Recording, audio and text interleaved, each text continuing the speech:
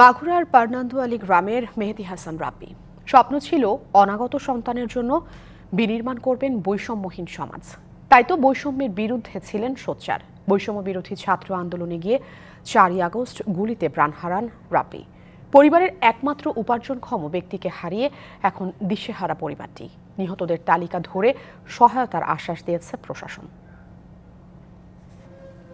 নির্মাণাধীন বাড়ি যেন নিস্তব্ধ, পুরো বাড়ির দেয়াল জুড়ে বিষণ্ণতার ছাপ। অথচ কিছুদিন আগেও যেখানে পদচারণা ছিল সংসারের একমাত্র উপার্জনক্ষম মেহেদী হাসান রাব্বির।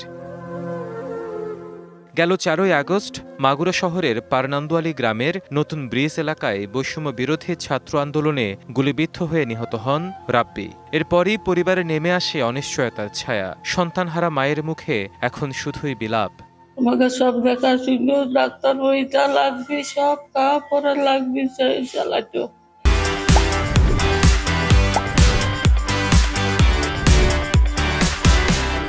এখন তো সে নেই, আমাকে তো সব হচ্ছে, কষ্ট হচ্ছে।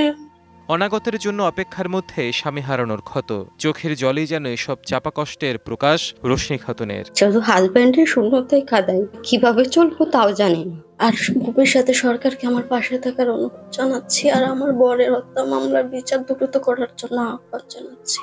ভাই নিজে পরিবারটা চালাতো, হাল ধরে রাখছিল। এখন পরিবারটা চালাইতে হলে একটা স্থায়ী সমাধান দরকার। রাব্বির মৃত্যুতে শোকাহত স্থানীয়রাও। প্রতিদিন যখন বাসার থেকে এই পাশ দিয়ে যাই, প্রায় 4 মাস হয়ে গেল, তা আসলে মনে হয় না।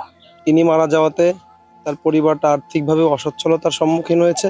জেলা প্রশাসক বলছেন, বৈষম্য বিরোধী ছাত্র আন্দোলনে মাগুরায় নিহতদের তালিকা তৈরি করেছে সরকার। নানাভাবে সহযোগিতা করা হবে তাদের। আমরা চেষ্টা করছি তাদেরকে বিভিন্ন ভাবে সহায়তা করার, এবং সরকারের তরফ থেকে আপনারা জানেন যে যেটা ঘোষণা করেছে ক্ষতিপূরণ দেওয়া হবে, ওইটা এখনও আমাদের কাছে আসেনি। সরকার তরফ থেকে যখন আমরা এটা আমাদের হাতে এসে পৌঁছাবে, তখন আমরা পরিবারগুলোর সাথে যোগাযোগ করে আমরা তাদের কাছে পৌঁছে দেওয়ার ব্যবস্থা করব।